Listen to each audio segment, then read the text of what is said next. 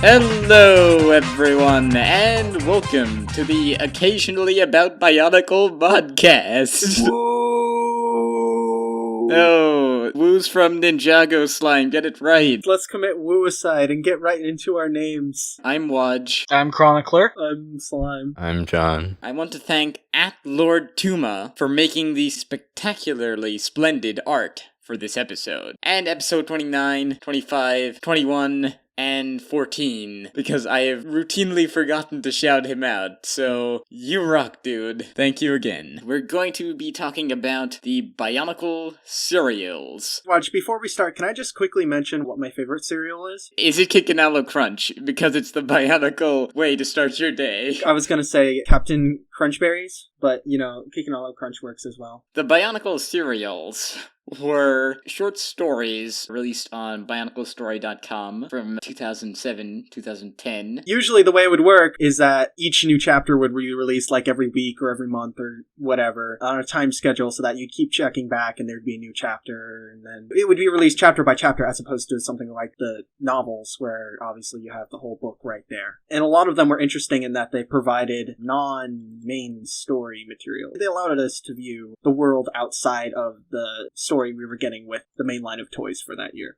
They're written by Greg Farshidy, but on Biomedia Project, there are other serials that were essentially fan fiction, but we are not going to be covering those. We're just going to be sticking to the Bionicle serials written by Greg Farshidy. To start things off, let's go with the 2007 serials, which there were 3. Dreams of Destruction essentially just follows, Toa Lesovic, and how he, saves Matoran from prison, and then Karzani shows up and flame chokeholds him, and he, shows him visions of the past. I like how it's focusing on characters that aren't the Toamari, although Toa Lesovic isn't really that interesting of a character. What are you talking about? He watched his friends die. It's I failed once by the spirits of my fallen teammates. I will not fail now because they all died. It's such an interesting backstory. Then, Karzani uses his backstory against him because he shows him visions of the past in, an alternate universe where he didn't fail. I felt like 2007, 2006 was really the year that the world building really began with Bionicle, and that's something that I've always appreciated. Specifically with 2007, Toa Nuva blog, I remember that coming out, honestly. And it was just great, because it was what happened to the other Toa that we've cared about this whole entire time? Because the Toa Nuva, that's the Toa that story begins with, and we haven't heard anything about them in years. Except for the beginning of 2006. Regardless of their involvement in 2006, all that it really had was them getting beaten up. 2007 has them doing things. And that is something interesting, especially because some of them are back on Manui, which is something that hadn't really been done at that point, other than the Paraka making the cameo of showing up on the island saying, this is a weird island. It's a nice little tie-in into 2008, because at the end of the last book of 2007, it kind of switches perspective to the Toa Nuva because of that. And if you hadn't read the Toa Nuva blog, it made no sense, but it was just an interesting way to kind of present the tie-in to next year. I guess what I liked about both Dreams of Destruction and Into the Darkness was the fact that they were essentially taking place at around the same time, the same time frame, but through the eyes of different characters. At one point in Dreams of Destruction, it says, at the end of a chapter that you have to go and read this chapter of Into the Darkness to get context for what's going on in the next chapter of Dreams of Destruction, which I thought was an interesting thing. You gotta story hop to get the full picture, but it really made the serials a thing that,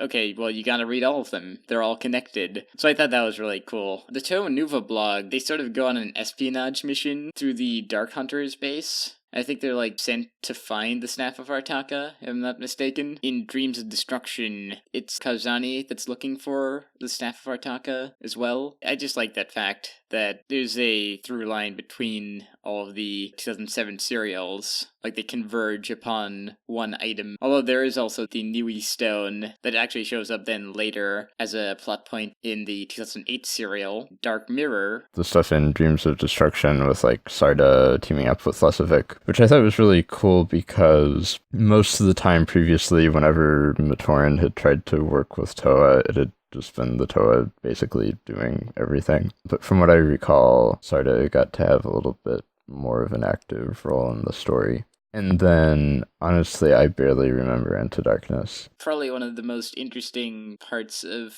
Into the Darkness was Karzani and Maxlos' confrontation, because it's a battle between two villains. They had like a battle of nightmare visions or something like that. Yeah, that sounds familiar. And Pterodax drives Karzani over the edge or whatever. I really like the fact that they focused on like a few characters, and it was essentially one story that they were telling, even though they were connected with the other serials. I find that the later serials get way too involved and hectic. There's way too many subplots, especially for like a short story format. One other thing, in 2006, I think there were 5 novels, and there had been a similar number for a couple of years before that. Then in 2007, because I guess sales hadn't been as good in 2006, book sales, Scholastic ordered 3 books from Lego that Greg had to write, which meant that he couldn't obviously fit in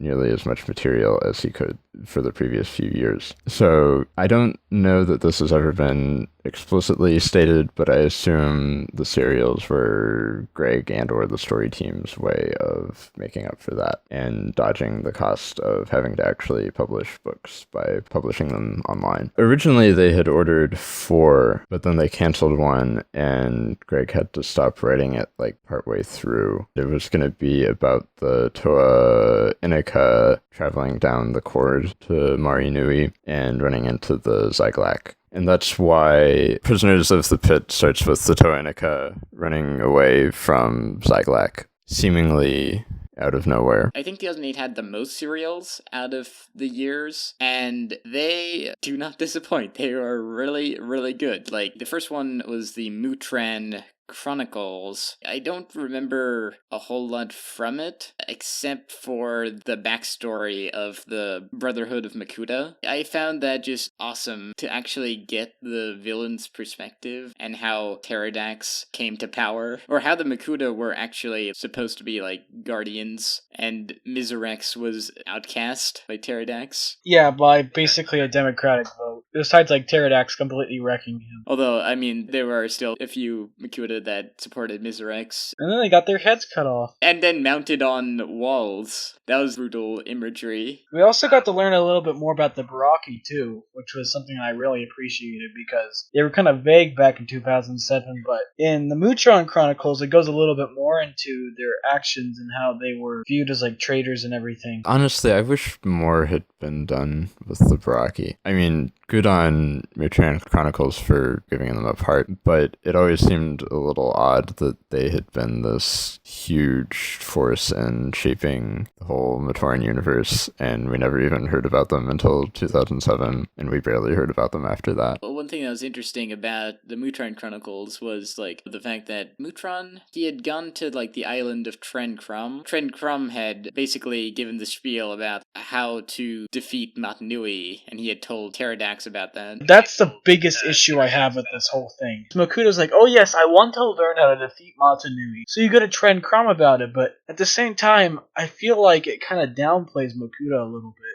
You would think that he would figure all this stuff out on his own, but he had to go depend on Tren Krum to do it. I mean, it's nice and all, but I don't know. It feels like they should have done that somewhere else or something. Tren Krum is an interesting entity in the Bionicle universe, and I feel like either could have been erased from the Bionicle mythos, or just could have done more. He seems kind of like an extraneous detail, but he does show up quite a bit in the later serials. I think Dark Mirror is one of my favorite 2008 serials. Honestly, it's probably my favorite serial altogether. So the serials really delved into alternate realities a lot. I find them to be quite interesting. The way that a lot of alternate realities are like, is like, oh, you flip the roles of like the villains and the heroes. And I always find that interesting, especially like with Bionicle, where they're very much aware there's a fine line between villains and heroes. And you get to see that side of what if they became a dictatorship. And that's what happens in Dark Mirror, where Takanuva is using the Kanoe Almach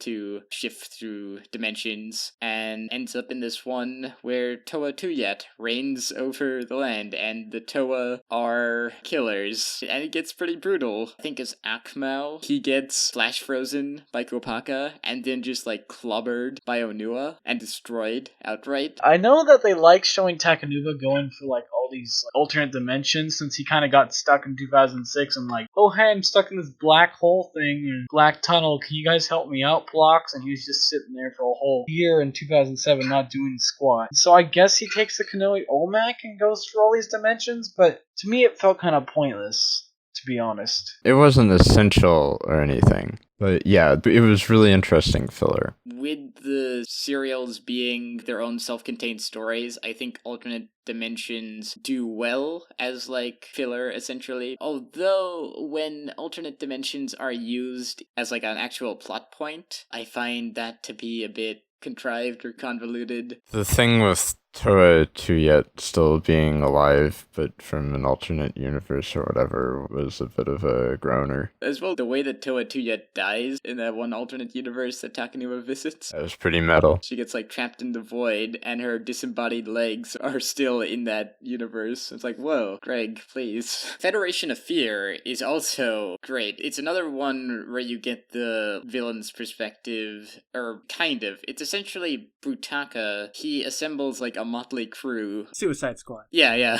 Dang it, I was gonna say like some kind of Suicide Squad, but with Bionicle. And not horrible. They go on their mission to rescue Miserex. They somehow end up on Trencrom's island, and he reads their minds. That's what you do as Trencrom, and he kills Karapar, because nobody likes Karapar, I guess. You'd be surprised how many RIP Karapar banners there were on BZP back in 2008. It's just another thing where, like, that entire scene with Trencrom probably could have been cut out. It's just like a side thing. When they actually do get to the island, they find Miserex, who is transformed into like a dragon, which is cool, I guess. Is it explained why? Yeah, he wears a mask of mutation, so like he can mutate himself into different things. They set him free, and then they fly away on Miserex, the dragon. So up till now, the serials have essentially been self-contained stories, but Destiny War is where it gets complicated. There are many plot lines, and they're essentially setting things up for later, but I feel like they could have been split into their own serials, but some plot lines aren't really that interesting, I found. But I do like how it continues from Federation of Fear. Brutaka and his crew arrive at like the Order of Matnui base, and they have this whole meeting with Helrix, and Vizon and Rudaka are essentially like taken prisoner, but Vizon had let go so he can assist one of the other members on like a secret mission to infiltrate the Brotherhood of Makuta's base. He finds out this whole plan that the Brotherhood has. I mentioned before the whole use of the Almach to like shift through alternate dimensions kind of got a bit weird. The plan that they had, it's an interesting plan, but I don't know, it just messes with time a bit too much for my liking, where essentially their plan is to take Takanuvas from alternate realities and then light drain them using shadow leeches and put them in stasis tubes to essentially accumulate an army of Shadow Toa to use. Did they explain why it had to be Takanuva specifically? I would assume it's because Takanuva is probably the most powerful Toa of all time, because he's the only Toa of light, with light being the most OP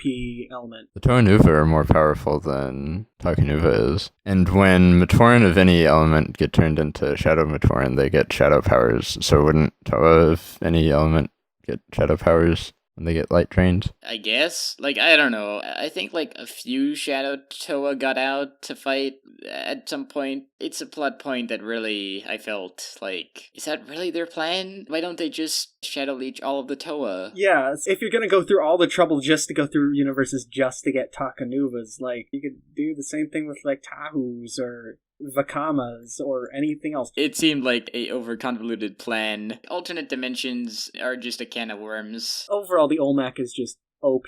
People say the Mask of Creation, no. Olmec is like, you can go to any dimension, anytime, anywhere, with like enough control. Vizon is a funny character, how he just has no powers, but in this, he gets fused to the Kanoi Almac, and essentially becomes like a trans-dimensional being or whatever that shifts through a bunch of alternate dimensions with no control over where he ends up. I mean, like, I don't know, not a big fan. I just stopped caring about that plotline at some point when I realized he was just going to be drifting aimlessly without really ever accomplishing anything. Because he'd always lose control of the Olmec and get teleported out before anything could really happen. That was just like one plot line, but there's like so many others in Destiny War. There's a whole mission with Axon and Brutaka, and they go and try to destroy the source of all Makuta, but instead they get pulled into this Makuta antidermis, and I guess Brutaka kind of mutates or something. There's like alliances being made between the Dark Hunters and the Baraki, and Borok are fighting against Rakshi in Metru Nui. I liked it when it was more simple. There was just like one main plot line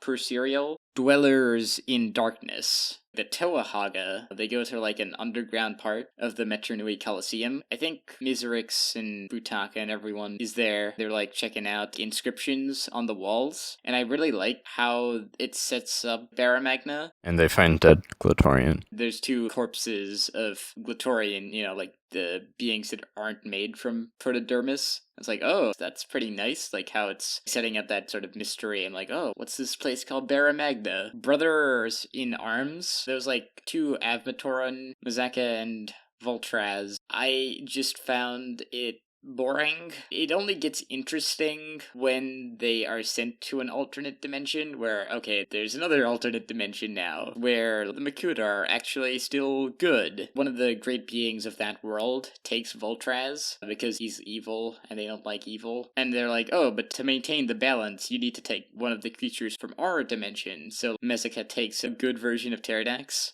I guess what I found cool about it was that the alternate dimension had the Matoran from the early years that were then Toa, like there was Toa Maku. I found that to be just a nice detail, like, oh yeah, in these alternate universes, there's like different destinies. Bionicle's story got a little too much when it got the alternate universes. It only starts to get convoluted with alternate universes having effects on the main plot line. But like with Brothers in Arms, I don't know. I feel like it's an interesting bit of storytelling, and it's interesting where it kind of presents a different perspective. Yeah, and it was a good way to like set up Spherus Magna and the Shattering. Exactly, yeah, because it kind of gives the whole impetus behind the whole reason why the main plot line exists is because this plot line didn't happen, where they didn't save Spherus Magna, and therefore they had to make the robot and do all sorts of stuff like that. The good Pterodax is one of my favorite concepts for a character in Bionicle. I just wish more had actually been done with him. Yeah, that's what I was gonna say. The actual presence of good Pterodax is inconsequential. Then there was the Takanuva blog. Nothing really happened there. Takanuva, he finally gets back to the main dimension. He meets the Mystica and they mistake him for Makuta. But, you know, he gets all that resolved in that, so it's like, I don't know, nothing much really happens in that. Empire of the Skrull, I didn't actually read that. Me either. I'm just not really that invested in 2009's story, like, at all. And Reign of Shadows is so dense and so packed with interesting things that happen. With 2009, it was sort of like a reboot where all of the characters that you had known at that point were gone. So it was really interesting to get the perspective after Kuda Pterodax has taken over the Matnui robot. One thing that I'd made a note of, because I just thought it was really funny, in Reign of Shadows, Tahu and a few other Matoran are like at a campfire, and they're like trying to plan, because Pterodax just inhabited the Matnui robot, so they're like, okay, well, there's still time for him to like figure it out, so we shouldn't give him that time. So Tahu's great idea was, okay, we're not gonna give him that time, we're going to do a Pohatu on him. And then Kopik asks, a Pohatu? Tahu smiles, and he says, that's right. When in doubt, smash everything and hope you're somewhere else when it all goes boom. I thought it was funny because I wonder if that was also foreshadowing as Matanui does pull a Pohatu on Pterodax as he smashes him into the planet. Everyone says, oh, 2009 was bad. It's like, it doesn't really have any relevance to anything. On one hand, yeah.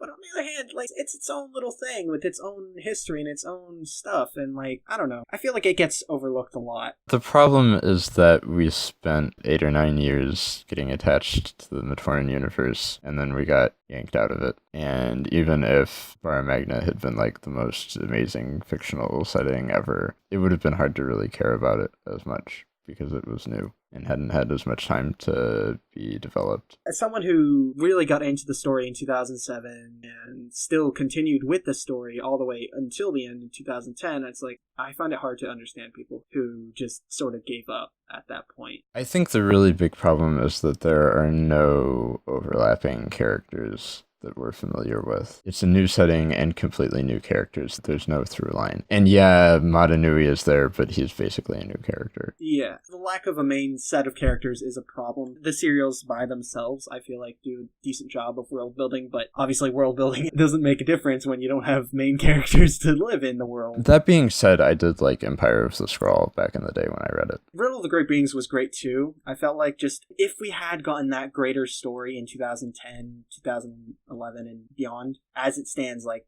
they go through all of that for that whole plot line to be dropped at the end with the whole maze of the great beings. Getting back to Reign of Shadows, Liwa, he goes to the island of Artaka to find Artaka, but he's like transported to Trencrum. He makes like a deal with Trencrum, and Trencrum possesses his body, and it doesn't amount to much. Trencrum has been built up as, oh, he is like the first cosmic being or whatever before Matanui, and he finally gets to inhabit a body, and it essentially amounts to him messing with Miserex's mind for a bit, and then that's it. Artaka shows up and banishes him back to his island. Couldn't he have done more? I wonder if Greg was planning to build up to something with that, but then he killed him off, so I don't know. Vizon saves a bunch of people and he sends them to Boda Magna with the cool laser-eyed dinosaurs, which there were more of. Rip and rip. He was just like in Boda Magna, and there's like a group of villagers, and they kind of set spears on him because they're like, oh,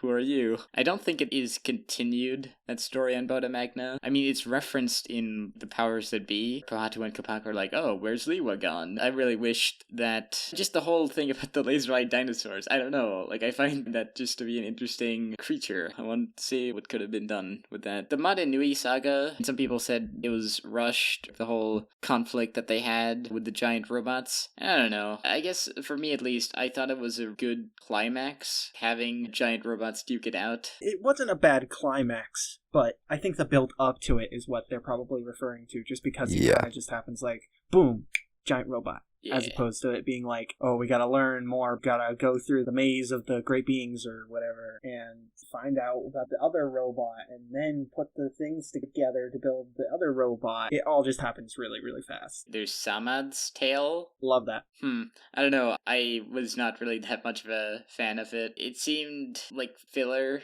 to me. Was it even like a plague on dreams or something? That was a dream eater. I just really wasn't invested in that character or even just that story. That's just me, I guess. You say filler, I say world building, just because, again, we barely got anything with Bara Magna, and the fact that we kind of got a little bit of backstory to a character who otherwise would have literally nothing. I don't know, it seems interesting to me, and it also kind of provides an alternate perspective where you've got, whoa, from Samad's Tale, Skrull have been driven from Roxtus. Two giant men made of metal are battling in the sky for reasons I cannot imagine. I have no doubt the end of the world is upon us, but before that happens, I have a task that I want to perform. And it's like, it gives a perspective where it's like, yeah, the world is probably about to end, but, you know, stuff is still happening. I do like that, the fact that it gives an alternate perspective as well. It's one of the serials that is a standalone story, and so I like the fact that you can just sort of read it, and you don't really need to know it's referencing things that happen in the Matanui saga, but you don't have to read it to, like, get it. Okay, so the Yesterday Quest. Or Yesterday Quest. Wedge, don't you know the Yesterday Quest proves that Greg F is a sexist pig? big, and it's horrible, and it ruined Bionicle. I really don't remember a whole lot that happened in the Yesterday quest. It was like Gelu, and he was like leading a band of Toa or something. There was one part that I found as an interesting idea, was the machine that the great beings had created to destroy all of the Toa after Matanui's destiny had been fulfilled. It gave like an explanation to how the sort of sentience of the characters that we had come to know was a glitch in Matanui's artificial intelligence. And so instead of just being servants to like run the machine, they acted as their own species, and I just found that a really interesting explanation. I thought it could have been really interesting to have like that chasing the Toa, killing them off, and how they'd react to that. I thought that would be a really interesting way to continue the story. To me, the Merendar, it's kind of like the Borak. It's not evil, but it's doing what it was programmed to do. It's clean it all, it must be cleaned.